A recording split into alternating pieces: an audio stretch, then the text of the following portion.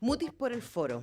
Cuando el techo del refugio se derrumbaba y caía el telón, bastaba levantarse, ir al vestuario y lavarse la sangre falsa. El despacho era pasado de moda y con escaso mobiliario. En el suelo había una alfombra ajada. En la pared, un retrato de Franco con una dedicatoria. Sobre el escritorio tenía un pisapapeles de mármol, la figura de tres monos que no veían, ni oían, ni hablaban. Ese soy yo, dijo en voz baja, y golpeó con la mano suavemente el pisapapeles. Pero como le digo esto, también le digo lo otro. Eso es lo que cuenta la gente, pero no hay que fiarse mucho. Es necesario no tener historia. Ese es el último relato de la segunda parte de este libro que está dividido en tres partes y que es un libro inquietante, misterioso, incómodo y que está lleno de memoria.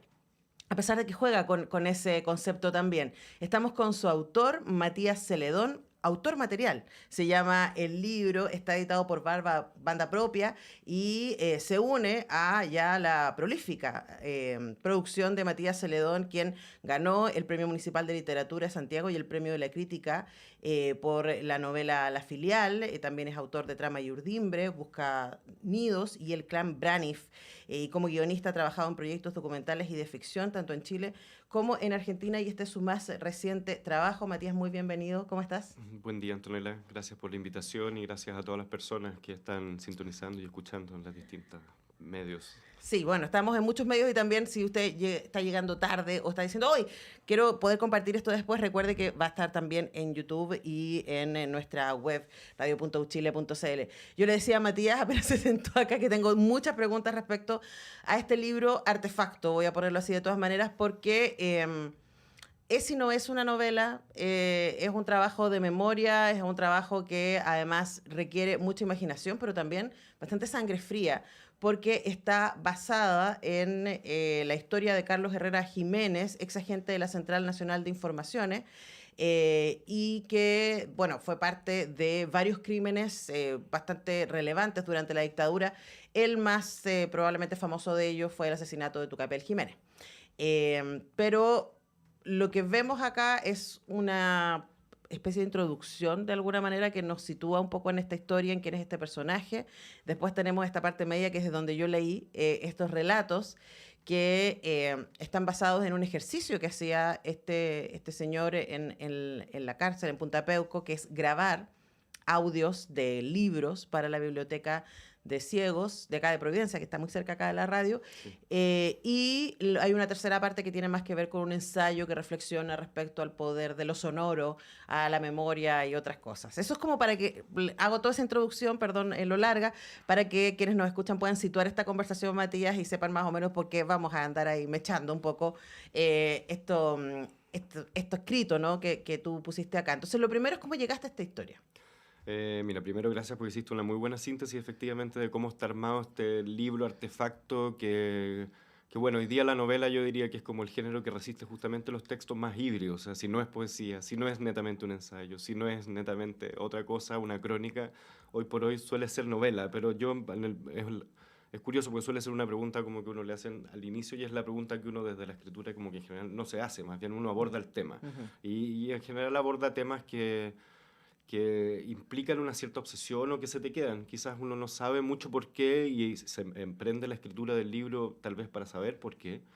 Y en este caso en particular tiene que ver con la historia de, bueno, de Carlos Herrera Jiménez, autor material, como bien decías tú, del asesinato de Tucapel Jiménez y del carpintero Alegría, a quien por el caso por el cual lo descubren y lo asocian como el autor material de Tucapel Jiménez, porque en el fondo fingen un suicidio, por así decir, de una manera muy macabra y muy cruenta. Personaje, básicamente un actor secundario que eligen para tapar sus crímenes y bueno, ahí dejan un hilito que después la justicia sigue y termina encarcelándolo a cadena perpetua, que es donde están hoy, en Punta Peuco, él y sus cómplices. Y la verdad que yo escuché el 2013, digo escuché porque justamente era una nota en el Clinic Online, pero donde colgaban algunos de estos audios, un reportaje de Pablo Basadre, Ujú. periodista que en general es un muy buen periodista y que suele encontrar historias que el resto de la gente no encuentra. Y en esa historia él hablaba de que Carlos Herrera Jiménez, desde que estaba en Punta Peuco, estaba grabando audiolibros para la Biblioteca Central para Ciegos y se colgaban algunos fragmentos de estos libros. Esto era una serie que hizo el Clinic como justamente para conmemorar los 40 años del golpe. Y entonces, bueno, yo desde entonces he estado escuchando esos audiolibros porque me llamó mucho la atención, primero la acción no sé si de intento de redimirse o simplemente por matar el tiempo o una forma de, yo pensaba que era una forma de sacar, por así decir, de vencer el confinamiento y sacar una suerte de mensaje. Él en particular, Carlos Herrera, es de los pocos militares que ha pedido disculpas a los familiares, pero al mismo tiempo sigue como alegando inocencia, amparado como diciendo en el marco anómalo legal que había en ese entonces, impuesto por Pinochet, y que en teoría lo redime, o sea, en su versión. Y me llamaba mucho la atención este gesto también, desde como la metáfora de la justicia ciega, desde por qué leerle a los ciegos, qué hay detrás de eso, también como que pensando como desde una sociedad, una cultura tan de la imagen, que uno está siempre como frente y mirando las cosas, me llamaba la atención que hubiera elegido este espacio de invisibilidad de lectura. Y pensaba que en ese material había algo y había algo que había que investigar. ¿Qué es lo que yo fui haciendo desde entonces? O sea, me quería saber qué había en esas cintas.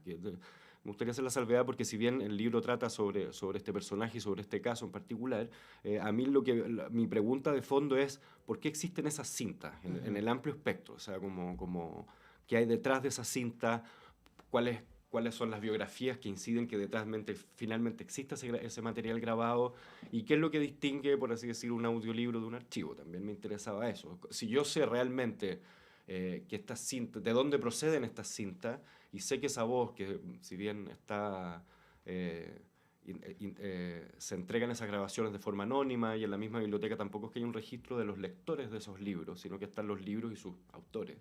Decía, bueno, es lo mismo esa cinta, ese audiolibro, si sabemos quién es la voz detrás o la voz, como suele ocurrir hoy día, que hay mucho podcast y todo eso, puede tener esa pretensión de neutralidad. Entonces, como que había muchas preguntas profundamente literarias, profundamente narrativas, y sobre la forma y sobre también el fondo, cómo vamos articulando nuestros relatos.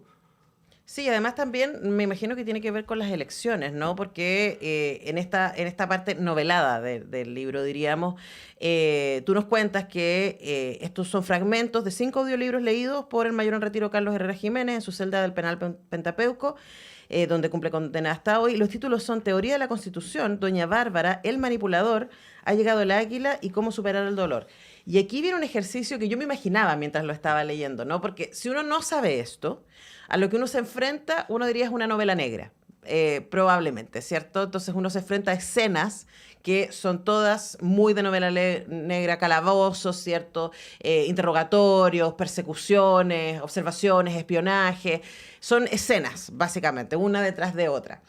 Luego, como está situado en el libro, después de la introducción, uno sabe, y viene esta explicación de que de dónde viene, uno sabe un poco, puede imaginarse una serie de intenciones que son las que tú te estás preguntando. Pero además hay un ejercicio acá de especie de cadáver exquisito con sentido, que es un poco lo que hiciste, ¿no? De ir sacando frases de estas lecturas para ir armando estas escenas. Cuéntanos respecto a ese ejercicio, que me parece que es de un esfuerzo y una locura alta, y que además pone a disposición un poco todos tus superpoderes, o sea, como guionista, como escritor, como periodista. Sí, es verdad que mezcla mucho de es un ejercicio de montaje en varios sentidos, en el fondo, de montaje, como quien dice, de copy-paste, de cortar, pegar, de ir alineando distintas frases, porque en el fondo se puede decir que el grueso de este libro está conformado por esta pista sonora donde uno puede escuchar cómo existe este archivo, cómo está la voz, por así decir, archivada en estos audiolibros.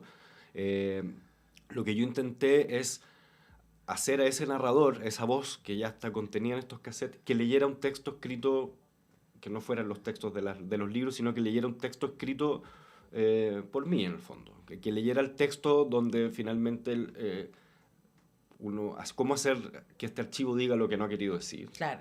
Entonces, hacerlo decir y hacerlo contar su propio tormento, lo que no ha dicho, abrir en el fondo el espacio del pacto de silencio con que operaron y con que se ha cifrado en el fondo la memoria, parte importante de la memoria de este país, que sigue estando clausurada, por así decir.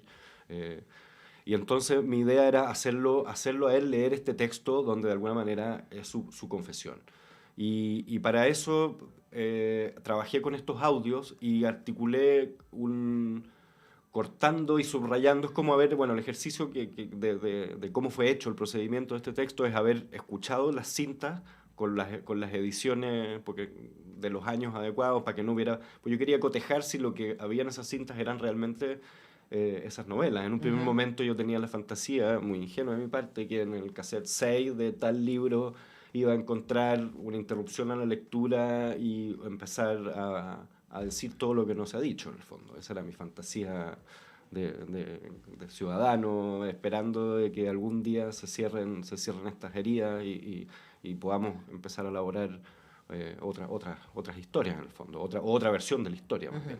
Una versión un poquito más ¿cómo se dice? Más sana, más clausurada, más resuelta, más cicatrizada. Bueno, pero para eso los quienes estuvieron a cargo, ¿no? A todos los niveles, A todo digamos, nivel. desde los autores materiales hasta quienes planificaron y tomaron las decisiones y dieron las órdenes, tendrían que hacer este ejercicio de valentía, honestidad, ¿cierto? Memoria histórica que hasta 50 años no tenemos.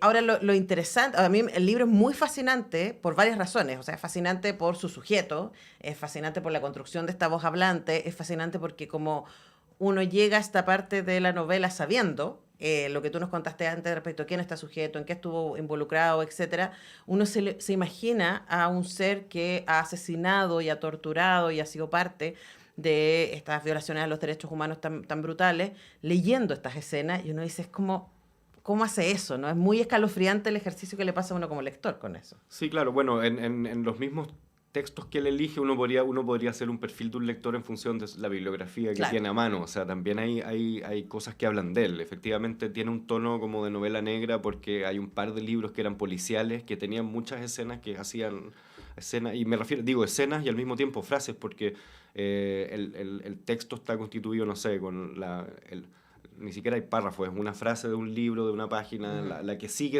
es del otro. O sea, es un ejercicio de cortar, pegar y tener como una especie de gran archivo de frases. Sí, Fue y construido hace así. sentido, insisto, lo que uno como lector incauto puede hacer es como si solo lee la mitad del libro, que es esta parte de los relatos, van a estar frente a estas escenas policiales. Luego está esta tercera parte, que también es muy fascinante, que podríamos decir que la parte, o sea, uno podría decir, la primera parte es la parte más periodística, ¿no? Donde situamos en los hechos, ¿no? La segunda parte diríamos la parte más literaria, y la tercera parte es la parte más ensayística, en donde tú también, utilizando distintos autores y distintas reflexiones, nos ayudas a pensar respecto a la memoria, pero sobre todo yo me rayé con eso probablemente, al poder del sonido, ¿no? Y a lo que sucede ahí en términos de que, a propósito de lo que decías, Matías, antes de el ejercicio de vivir en una sociedad tan visual, aquí tú un poco dices que o a partir de otros autores, que un poco el sonido es inmemorial, que se nos arranca, ¿no? Y que como los aromas, nos llevan a lugares incluso más allá de nuestra voluntad.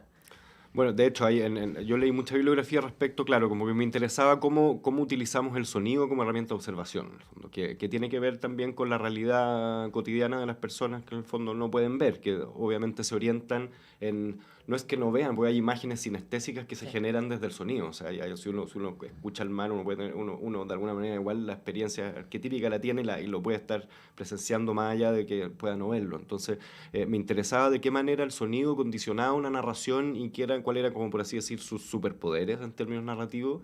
Y también para indagar en el alcance del ejercicio de estar leyendo, porque también parte como de mi hipótesis, es decir, en el fondo, influye subliminalmente si estamos escuchando la historia narrada por una persona que tiene este prontuario, por ejemplo, hace un poco más oscuro ese texto, claro que lo hace. O sea, esas frases, al minuto que uno sabe que son leídas por una persona que tiene o sea, condenada por esos cargos, evidentemente tienen otra impronta, pesan de otro modo. Entonces, parte de lo que a mí me interesaba en este libro era también que, por así decir, un día en esa biblioteca de ciegos hubiera un libro que permitiera saber que en ese espacio hay varios libros que están leídos no por cualquier voz y al menos como saber y tener la advertencia de decir aquí hay unos textos que no sé, este 100 años de soledad no está leído por García Márquez ni es una voz neutra, sino que aquí esos 100 años de soledad lo está leyendo una persona que está condenada a 101 años de soledad.